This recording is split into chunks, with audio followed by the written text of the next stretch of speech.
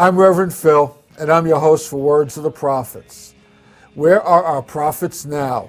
Where are those messages God chooses to communicate divine revelation through?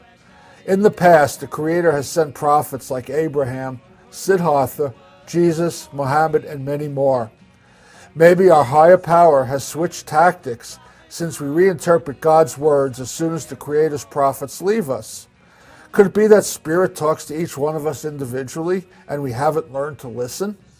On Words of the Prophets, our modern prophets show us how to find the internal prophet that is the I Am, and we discuss the application of spiritual principles in all aspects of our lives. Love and light, everybody. I'm Reverend Phil, and I'm your host for Words of the Prophets. Today, my guest is Ann Essance. Ann is the author of a book titled Tapestry In Time, A Woven Memory, and it's volume 1. And we're going to talk about that too. But today's prophetic topic is peace upon the earth. And I love this topic. This topic can be found on the back cover of this book. And the complete statement reads as follows. Peace is not the price of life won through competitive games and wars. Peace is the prize of life won, the number one, through the awareness of love within humanity. Then and when acts of love, courage, and compassion rule and become the rule, will men know peace upon the earth. So much ground to cover, but we're going to get to that topic in a second. But Ann, let's introduce you first. And I'd like to start with, I tell people when they watch the show that every now and then somebody watches the show, contacts me, they want to do a show. You want to tell the story of how we first connected? Oh, it was delightful, rather confusing, and eventually I did tune into your show, saw you, and realized, so that was what Jesus was trying to tell me. I had just returned from Los Angeles, and I have a picture of Jesus on my piano, and when I returned, he was wearing a bandana in the picture.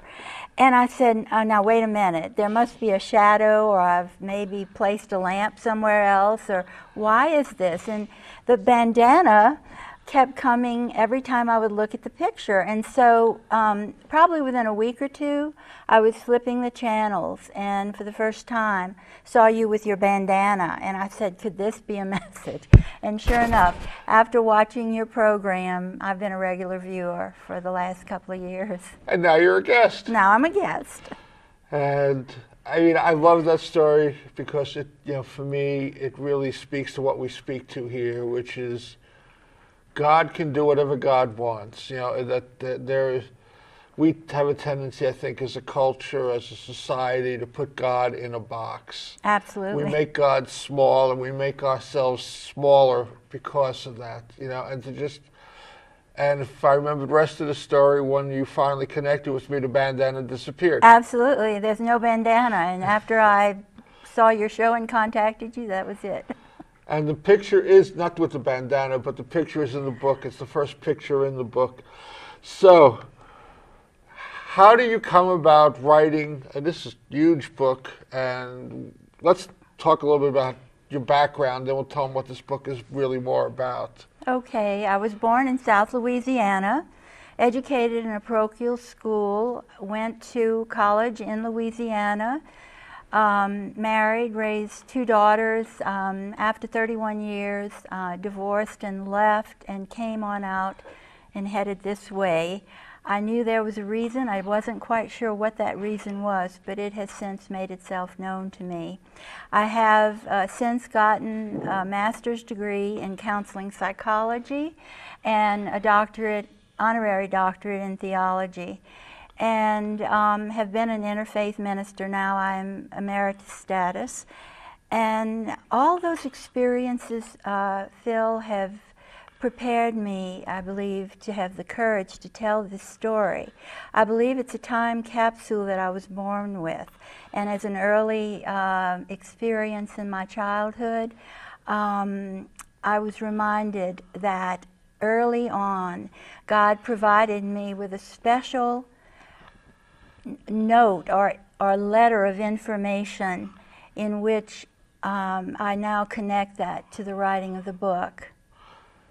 So, I mean, there's been instances that you and I sat down at breakfast the other day and we talked about there's a number of these divine interventions, divine synchronicities. I mean, this bandana thing wasn't the only one, it's just one of many. I know one of the stories that stuck out that we were talking about was you and the church and the candles. Right. When I was 7 or 8 years old, our parochial school moved the girls' school over to a composite of boy and girls. And one day during recess, I went into the cathedral and I knelt before the statue of the Blessed Mother, and it was as though she was enveloped in a cloud of light, and I could feel this immense love emanating from this statue. And I was a child, of course, and I don't even think I told anyone this, because, you know, children tell these stories and people say, oh, that's in your imagination. But this was coming into my heart. And then I remembered, after praying there, I walked in front of the altar, didn't genuflect, didn't do any of that, just turned to Jesus, looked at him on the cross and said, Jesus, we know a different story about this, don't we?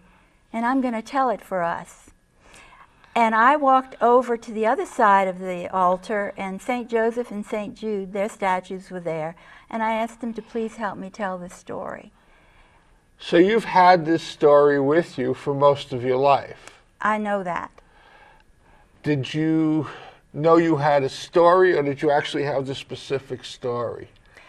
I knew that there was something within me that was being prepared to tell some unknown or unaccepted or unacceptable story that the powers that be in the structures of religion didn't tell and perhaps didn't want told, but I knew that story and nothing could change that. It was as though I had experienced that story, and I may well have. Do you have dreams that take you back? I mean, let's bounce. Let's just start. We'll get back to more depth of the story. What is the story? What is Tapestry in Time, a woven memory? Tapestry in Time, a woven memory, Phil, is really a composite of different stories. There are 31 chapters in the book, and most of them can stand on their own. There are stories about, for example, Jesus in the temple. It tells a different story of this feisty young man who came in with a universal message, and the scribes and Pharisees just couldn't see that. It tells a different story of the Immaculate Conception. One that perhaps has been held back for various reasons. I would like to share a very brief poem that talks about that. And before we get to the poems, I mean, let's tell people. Okay. You're a poet. You're an artist. So there are how many poems throughout the whole book? It's a 500-page book, and there are 58 poems, original poems, written by me, that blend in with the stories that they come in to play with. Now, if I understand correctly, the poems predate the story.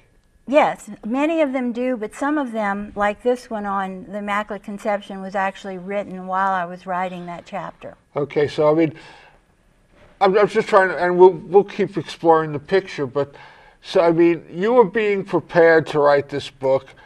Some things were being given to you which may or not have pointed in the direction of this book, yet became part of this book. That's true, and I've had a very, you might say, a salt and peppered life with a lot of tragedy in it, and a lot of things to overcome, and a lot of deaths, tragic deaths, as a young child in my life and my family. And because of all these things, I always seemed to know that I would be okay, that I could get through these things, even though the adults around me seemed to be falling apart, or, you know, were in depressions because of this. I just kept moving. So you kind of felt that sense of all rightness always with you. Right. I remember as a child and once as a young adult going through 2 tremendously dark nights of the soul. But I always knew that I would come through.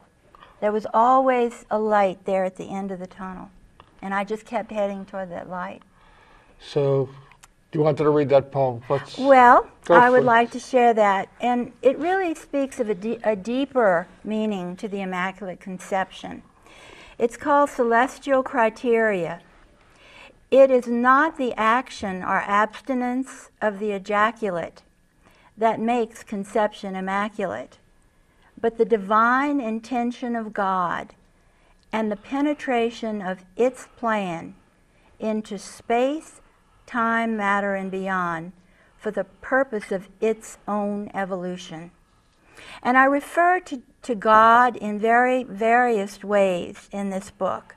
And so before you get to that, you're talking about God's evolution, that this is part of a plan for God to evolve, not just for human beings to evolve. Absolutely. It is said by one of my dearest master avatars, known as Meher Baba, that God comes into man as an avatar. He's already God. He comes into human form as he did in Jesus. And he's already there and has to learn how to be a human in limitation. And then he comes to teach us that we as humans with our limitations need to learn that God is within us. So it's just the reversal. It's just this rotation of this dance or this interplay that comes into creation. So let's bounce a little bit. Talk to me about Meher Baba. Meher Baba came upon the earth, I believe in the early 1900s, passed away in, I believe, somewhere near 1970. And he was a Sufi master. At 25, Meher Baba decided that he was to go into complete silence for the rest of his life. So he used what is called an alphabet board to communicate with other people. And he's written a book called God Speaks, and it's just an incredible enunciation of God into this world of 3 dimension and how the plan of evolution works. And I highly recommend it. So did you actually meet him, or you just studied his teachings, or? Actually, the year 2000, I went down to the bottom of the Grand Canyon on a mule. And I did this as a supplication for the world. I did this for direction for the world. I did it as my own personal type of retreat or workshop to implore help. And when I got back, this book, God Speaks, which I had ordered about 3 or 4 months prior to that and was told was out of print, was waiting for me at the Ark. And interestingly enough, the card that was in the book had OM on it. And I just began to read it, but it's an easy read. It's a rather repetitive read that shows the order rather than the chaos of evolution. And I would have to read it in segments so that I could digest it. And I'm just about finished now, and I'm just, over time, I've reread it and tried to get to the finish line, and now I'm about there. And it's consistent with the, how do you want to call this? I mean, this information you've been given, I know you say in there's a little introduction sheet that you have that comes along with the packet, so to speak, that this is not a channel. No. Then how would you describe it? How would you describe the information? Yeah. Is it consistent between what you're writing and what Baba was teaching? I believe it is. And I think what he taught, and this is a very, very important message, that there are different planes on the evolutionary path for the soul, He at the time of this writing went up to the 7th plane, and this is very, very important.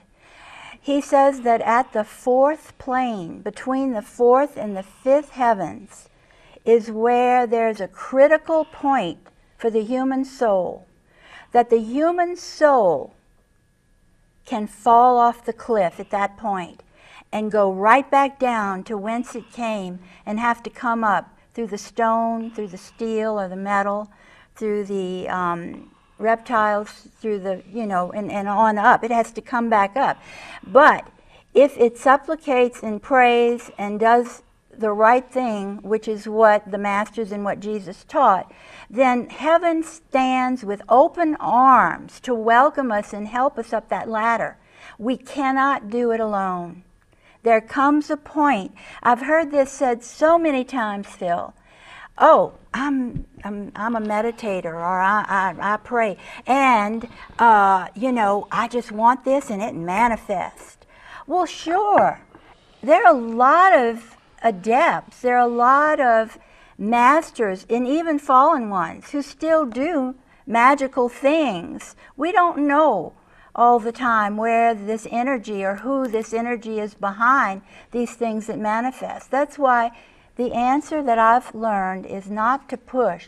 If something doesn't come to me, it means God doesn't want me to have it, or I don't need it. Because if I push it, what's going to happen is I'll get it, and then I'll say, oh, what did I do? Yeah, I don't need it. It doesn't change anything. It doesn't No. work the way I think it's supposed to work. Right.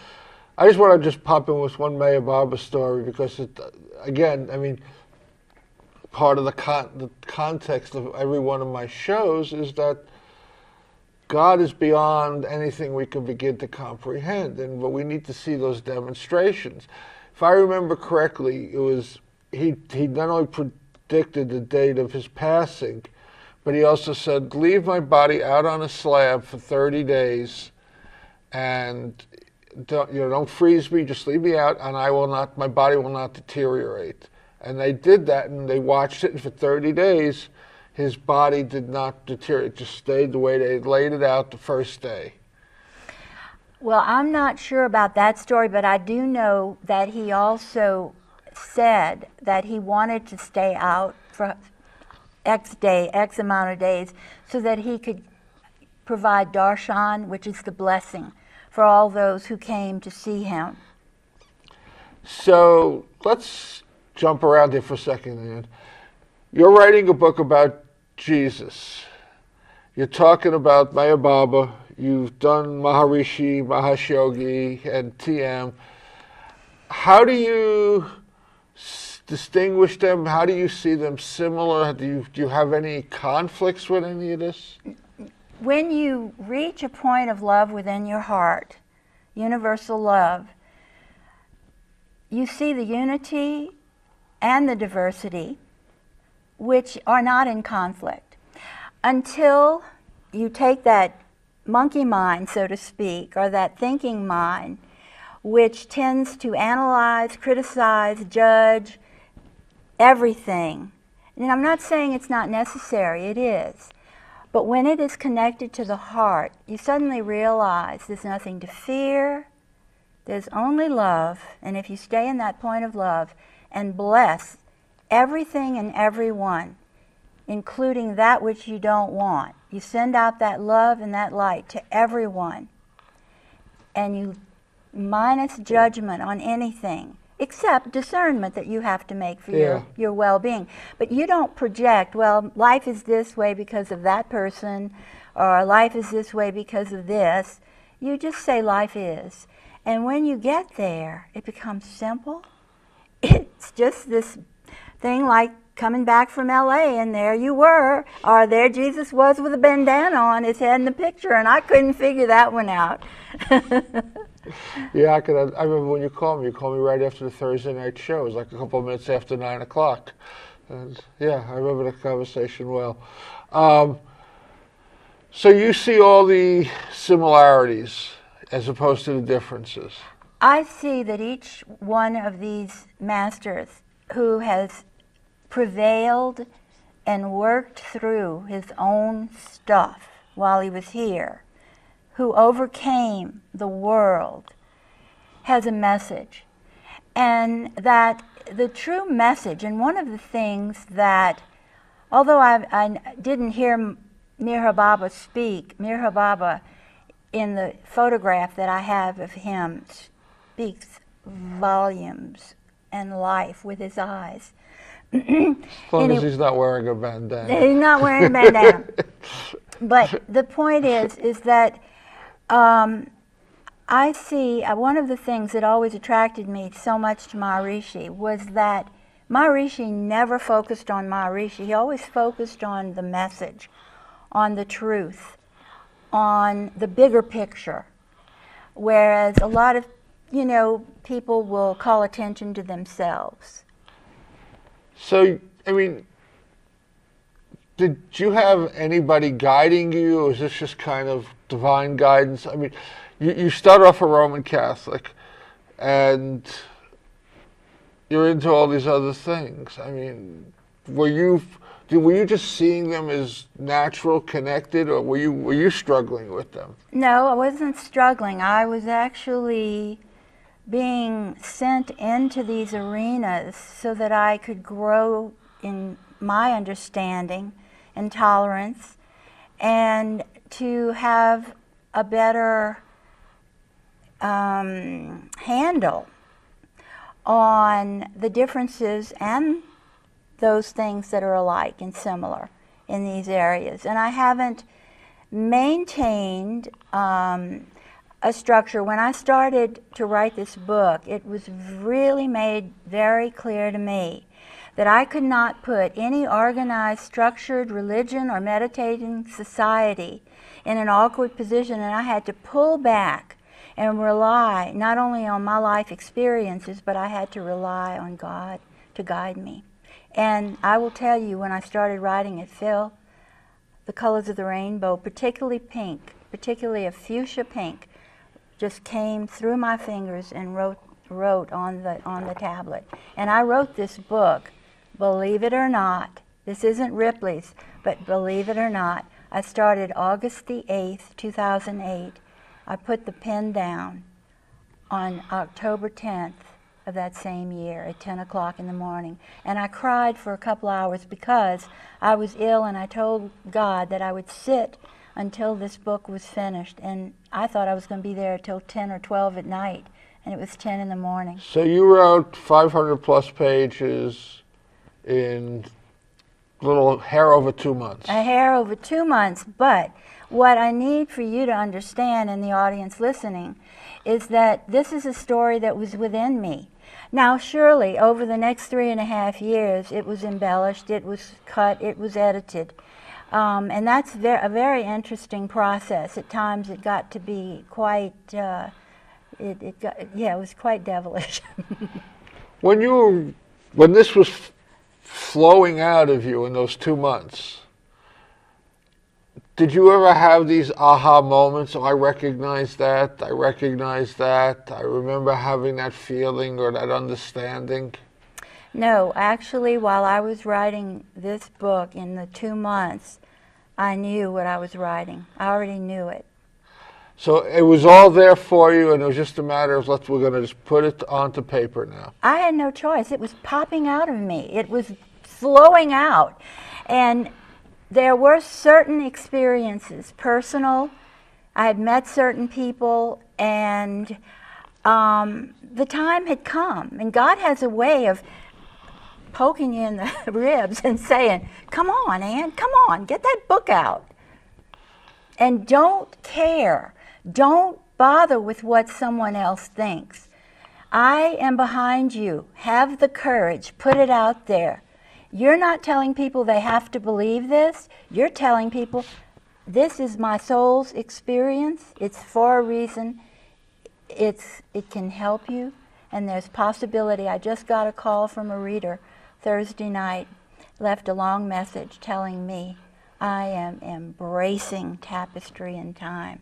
I was able to forgive my deceased husband, and I am free.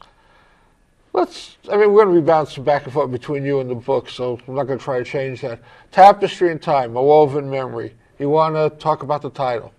Sure. That's an interesting title. What does it mean? How did it come to you? I guess like everything else came to you, but... Yeah, it did, and I will tell you, it came and I researched it, and it was a copyrightable title, and I knew that it would be the same title for volumes 1, 2, and 3. Volume 2 is in the works, but it's going to take a number of years to get that out too. But nevertheless, the tapestry, an interesting story about the tapestry is that there was really no money for the book, and I sat there and prayed about it, and here's what I was told. Ann, you can keep paying your mortgage in 10 years, you'll own your house, but you know what? That's not going to make you happy. You can go get some money out of the bank and do this project, and you can perhaps own your house, and you can be happy. So I did that, and I went to the bank, and they said, well, as a retired educator, you don't have the income to qualify. I walked out with the money in 3 weeks and found the tapestry for the book the next day in a store named Double Take in Santa Fe. Okay, so this book follows a storyline through how long a period of time? Through the hidden years of Jesus. It starts when he's, basically it starts at the beginning, because there are chapters which talk about the fall of Lucifer as the first prodigal son. And so it's really, it encapsulates life. So we're talking about Genesis on to the Gospels. Absolutely. Okay. And 2 and 3 are going to do what?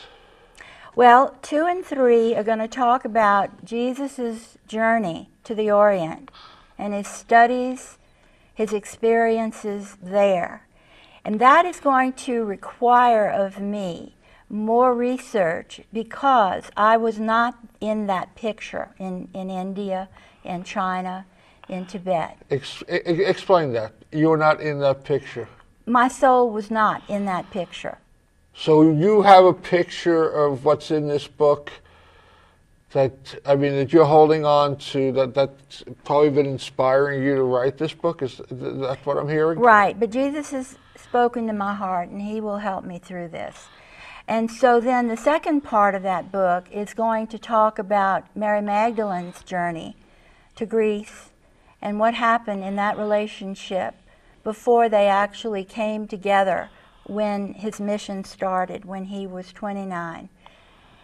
It also speaks about Jesus' birth, and there have been other things recently printed that I've come in touch with, not prior to my writing the book, but after reading and writing this book, have been validated by other things. One night, while I was writing the book, I was sleeping, and my television set came on automatically in the living room, and I woke up to this blaring volume, which I didn't put the volume up that high. And I could see the light in my doorway, and I said, what's that? Who's in my house? And I went to the television, and there was this biblical scholar who was talking about the birth of Jesus taking place 3 years prior to the date that's actually recorded in the Bible, and the conjunctions of the planets and so on. And so information has come to me in the oddest of ways, in the strangest of ways, but I also have a wonderful filter. I don't just accept anything that comes my way. I know. You know that you know that you know. Yeah, exactly. No, I understand exactly what you're saying. I find it interesting. I mean, you seem to be perfectly capable of balancing left and right brain. I've had a lifetime in this life of enormously, difficult experiences in which my integrity has been tested to the max. Opportunities, for example, that if I had what I would call at a soul level sold myself out, for example, to get money for the book, I could have taken an offer that possibly would have controlled this book and I wouldn't do it. Okay. Do you understand what I'm saying? Okay. Talk to me about, let's talk about the doctor of theology you mentioned. Why? I suspect that once I started meditating, and in my soul experience, the very first time I took that inward plunge in meditation, I was there, and I saw the face of Jesus that first time. And all of these road signs within me give my soul the strength it needs to carry on. And so once I was into meditation and actually went through the city's program, levitating and all of those things with the TM movement, I became very interested in the man God, or the God-man that I knew, more so than the other masters that I truly appreciated that information. But the love of my heart is the one that has been sent in the highest vibration. Both he and his mother, Mother Mary, are the highest vibration of any avatars that have ever blessed this planet. And the others support them 110%. You mentioned Mary. There's a concept of twin souls as opposed to soulmates, but the twin souls are one soul dividing in half to have separate experiences at the same time. They don't always have to connect. They usually do, but they don't have to. And when you just mentioned it, reminded me of an Edgar Casey reading that Mary and Jesus were twin souls. They were one part of the whole. That concept of the yin and the yang And I hope that I've done the reader justice in the chapter that's called The Immaculate Conception of God and its Mother, because I explain that very clearly, that they were of the original crystal white race called the Akhaus, A-U-K-A-U-S. That is the highest race that God had created in the ethers before the fall of Lucifer. And they are still there. It is our hope to be with them at some point in our ascension once we drop this body. But we are now at a critical time, Phil, on this planet. And I don't think I'm telling you or anyone, something that you don't already know or feel. It's just a critical time. It can be a very good time, but it's up to us. Let's go back to the statement you just made. Again, I find this whole process fascinating. Did you have this understanding of the Akhaus as a child? Was there something there? Was this progressively given to you? This came to me probably within the last 10 years. And when I read it in, I don't remember where, I knew this was something that, this was a handle that I was looking for to express who they were.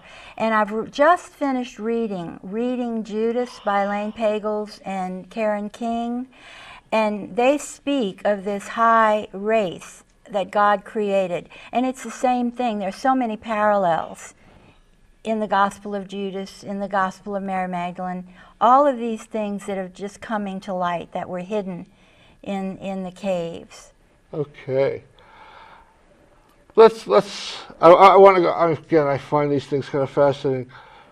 You talk about in your biography sheet, concept therapy. Right. What is that, and how did that all fit into this? All right. Concept therapy is an organization based in San Antonio, Texas. And it was begun by a chiropractor named Dr. Thurman Fleet. And Dr. Fleet studied all of the religions, all of the philosophies, all of everything, and he did a composite of all the information in a systematic way to help human beings understand their origin, how life works, and so forth. And I've attended a number of classes in San Antonio and some in Arizona, and over the years continued my membership with that organization. I think it's a good organization, but I think it also serves people who are very intellectually or brain-oriented, and my tendency is to be heart-centered, and everything comes through that filter for me in a clearer way. But concept therapy is a wonderful adjunct to people learning about their about the biological, scientific data. Yeah. And philosophical too. your ordination, talk a little bit about that. Well, I was ordained in New Orleans, Louisiana, the Congregational Church of Practical Theology. I decided to get this That's a nice title. Isn't it? I decided to get this ordination at that time, or whether I should say I was selected to get it once I applied for it and studied for about 4 or 5 years and took the necessary work to do this. But it was because I felt there were too many people. When I would go into nursing homes and I would go into, places of need, homeless shelters, and so on, there were too many people that I couldn't give communion to, or I couldn't feel comfortable giving what they needed because of the structure of my parochial background. So I wanted a broader base to operate from. And what did that base teach? It taught basically what we're talking about, that one God is in unity and that people are free to believe in that God as the God within them, as long as that God is always looking for the higher good of all. Obviously, there are lower gods, and that's where man is stuck today. And I'd like to be able to address a little bit of that, too. Go right ahead. Okay, here it is.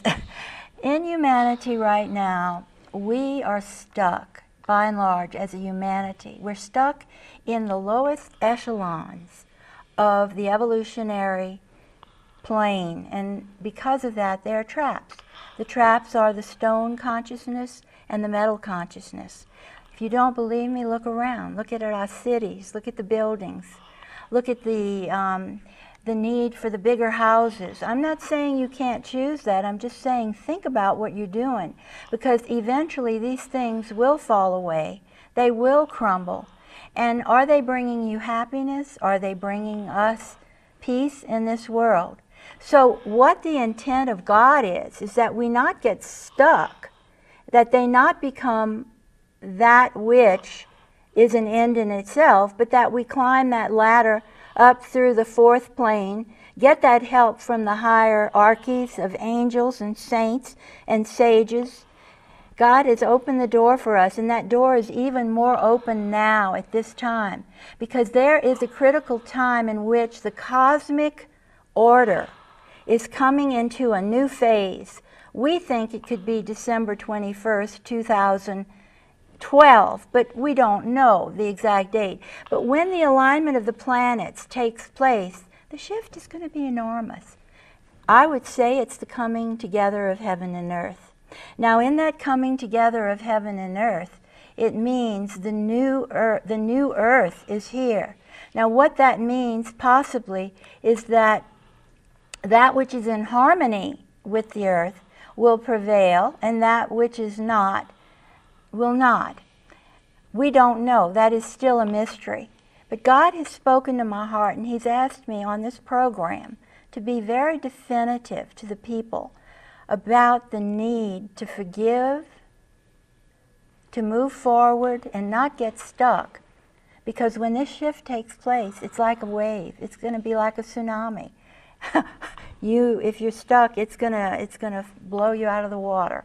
So that statement in your biographical section, who we truly are, is what you're talking about. Absolutely. We are spirit in manifestation who have come to know ourselves as divine beings. This was absolutely Jesus' message, and it really is the message of most avatars and masters. Mohammed, for example, who came 500 years after Jesus, had a similar message. But what people don't understand is that oftentimes when these avatars come, there are factions in the world, lower entities, that distort their teachings. And when the teachings are distorted, they become not what they originally taught. And in the case of, for example, Zoroaster, he was the original Christed figure that was meant to give the true priesthood in succession. And then he was subverted by these energies, and his teachings were totally taken over by black magicians and distorted, so that it's not what it was supposed to be. Part of my opening on this show talks about how God's talking to us directly because we've distorted so many messages that from the prophets that the divine has sent us. You know, that as soon as they leave, we play with their message. That's right, and this unfortunately has been allowed, but in the book I talk about Lucifer, for example, as the first prodigal son, and I talk about his return, that God has never closed the door. God never closes the door on any of its creations, but every echelon in creation, every strata, has its own, you might say, plane of existence to where it can exist. God did not oust Lucifer. Lucifer ousted himself. And because he could no longer live in that vibration, because he lowered himself into matter, he had to stick it out. But God asks us to forgive all who have made that mistake. So would it be fair to equate the 7 levels with the 7 chakras? That as we are in a chakra, as we focus in on that level of chakra, that's where we're going to get stuck? Absolutely, and I believe it was on your show last week that I heard the 2 gentlemen from the ARE talk about that, and I realized how in tune they were with what I was thinking. And I heard Reverend Batchelor yesterday at Unity speak about the Heart Math Institute, which I'm familiar with, and how we take the brain and we center it into the heart, and we quiet the brain, and the heart has all of the answers there. And so I'm just really convinced that each one of us whose heart is open will get the necessary guidance and information needed to move you along, provided you let it. You have to trust it. You have to trust it in your heart. You have to clear your heart, first of all. You have to forgive yourself for your past mistakes, but you have to forgive others and not judge them. You have to send them into the light because you have no right to judge them. You don't know the ancestral history they're going through. God speaks also very clearly about child abuse in here, and he's asked, I really strongly feel that I need to address that. We have been ignorant for far too long because we have been kept in ignorance by forces that wanted us to not understand how our bodies operated, how our bodies function. Often, young people go into religious training before they're in puberty, and they have no concept about the urges that are going to come through as they develop. They don't know what to do with them. Often when they ask about them, they're told to shut up, or they're told you don't speak about that. So one generation to the next has been founded in ignorance totally of how this human body functions. Now, how are we going to function in a mature, reasonable manner if we don't understand? I was actually educated to provide this type of training for a particular religious institution. And when I told them I could not teach something that a 10-year-old child would go into a dictionary to find, but I needed to reach the hearts and souls of people to let them know it was not their fault, but this is where we have to start, I was cut off. So that's one of the reasons for the book. In other words, I've given the opportunity to those in religious structure to take my education and to use it to better their programs, and they have, just like everybody in the past, you don't talk about that. So what has happened is that God sent along around the late 1800s and early 1900s, he sent Erik Erikson, he sent Piaget, he sent Maria Montessori, he sent all of these people, Adler, all of these people with enormous brains, enormous potential to help people in their developmental sequences.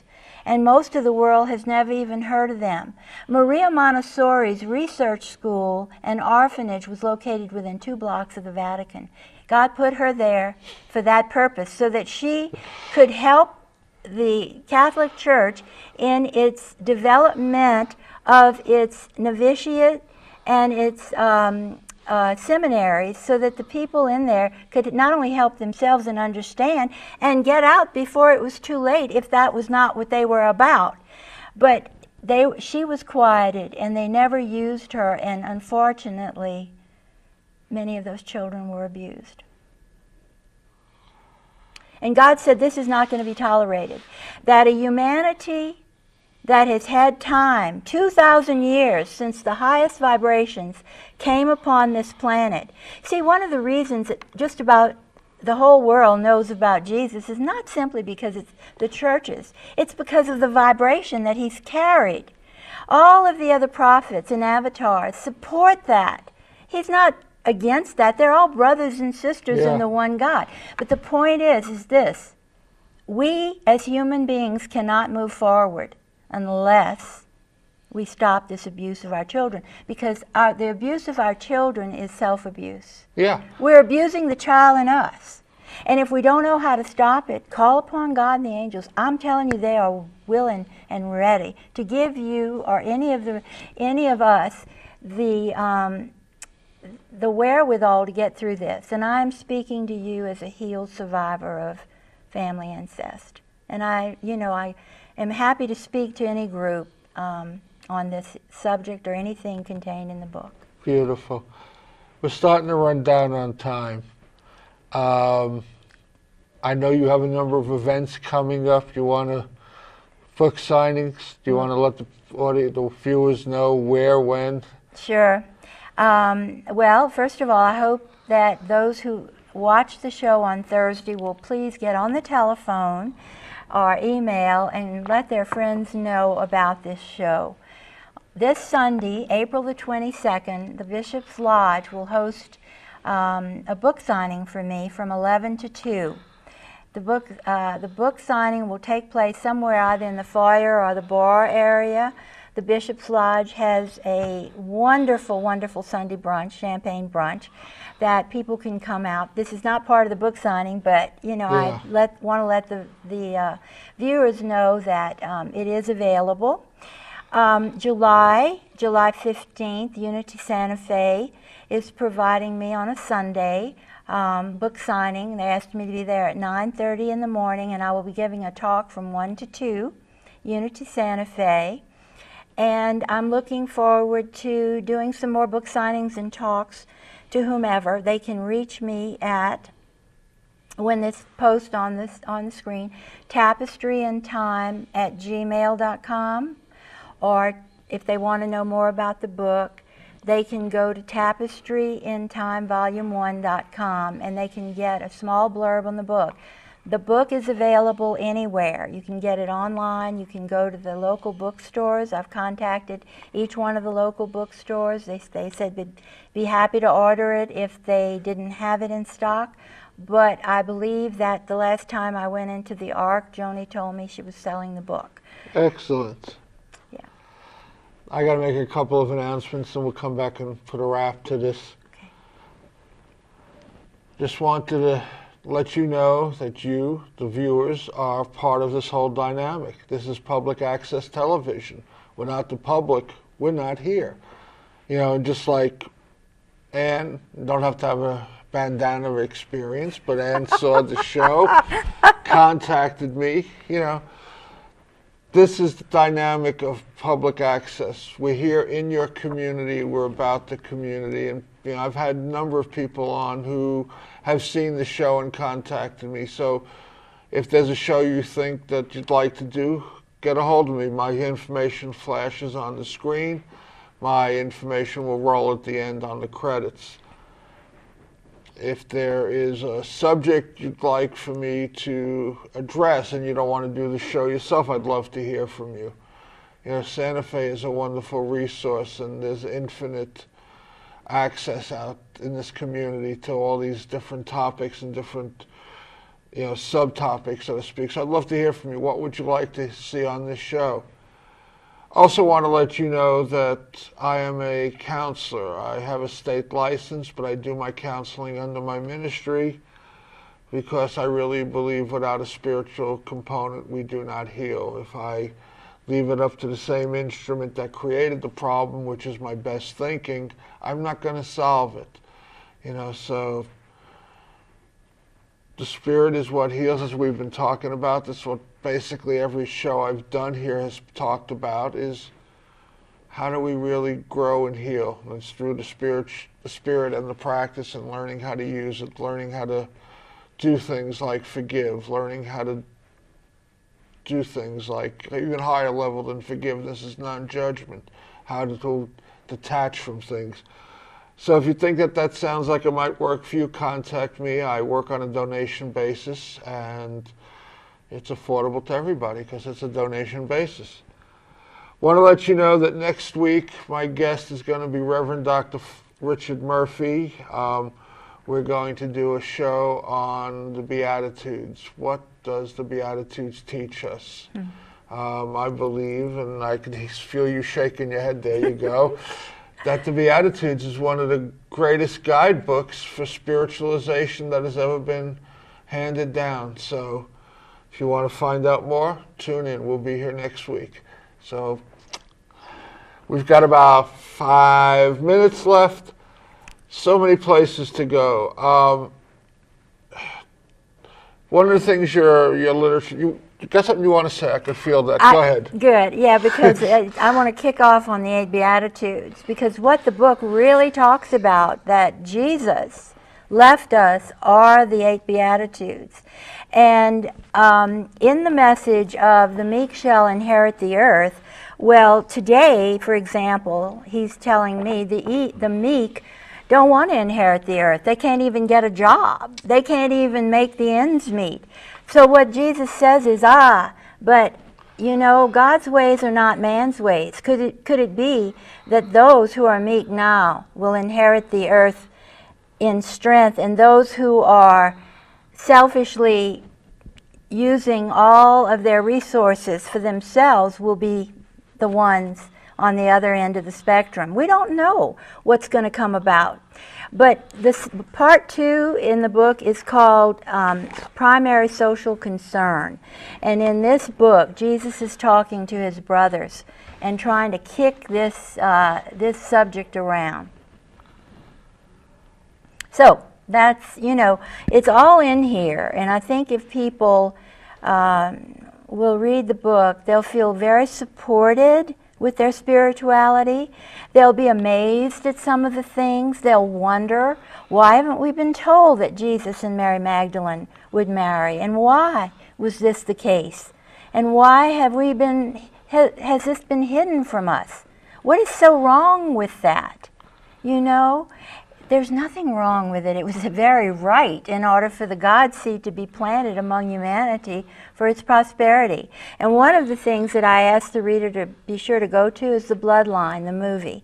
It will help the reader to understand about this. By the way, all of the things that I recommend in the book, I would say 80 to 90% of them were recommended after the book, the body of the book were written. It was not something I put in there because I saw that.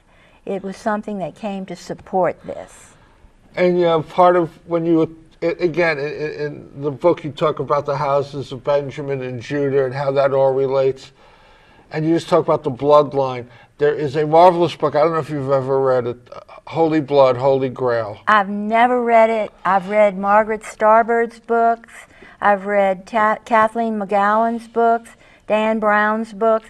All of those books, I want you to know, I had sparks flying in my soul and in my solar plexus while I was reading those books.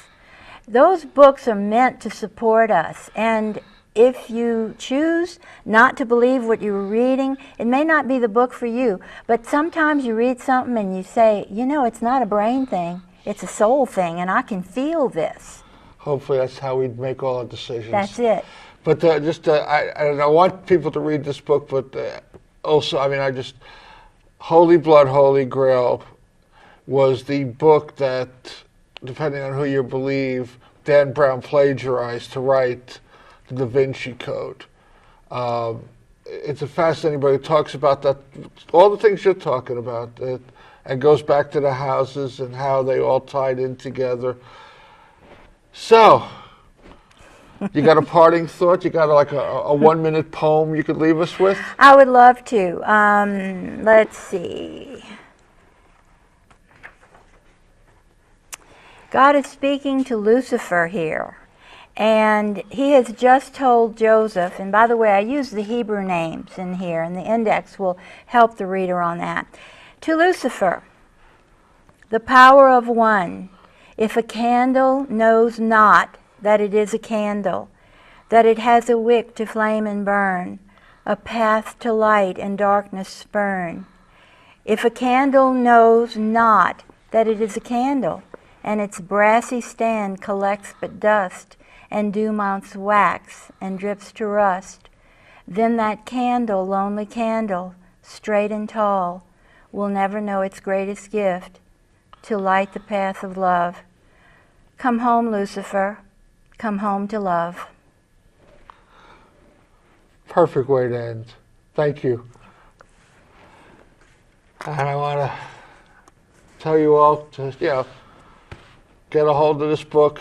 It's huge. It's going to take quite a bit of time, but read it. It's a worthy read. It'll opens up some doorways and some pathways for all of you.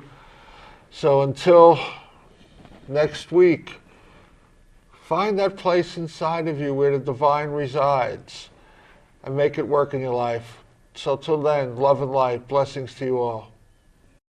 I'm Reverend Phil, and I've been your host for Words of the Prophets.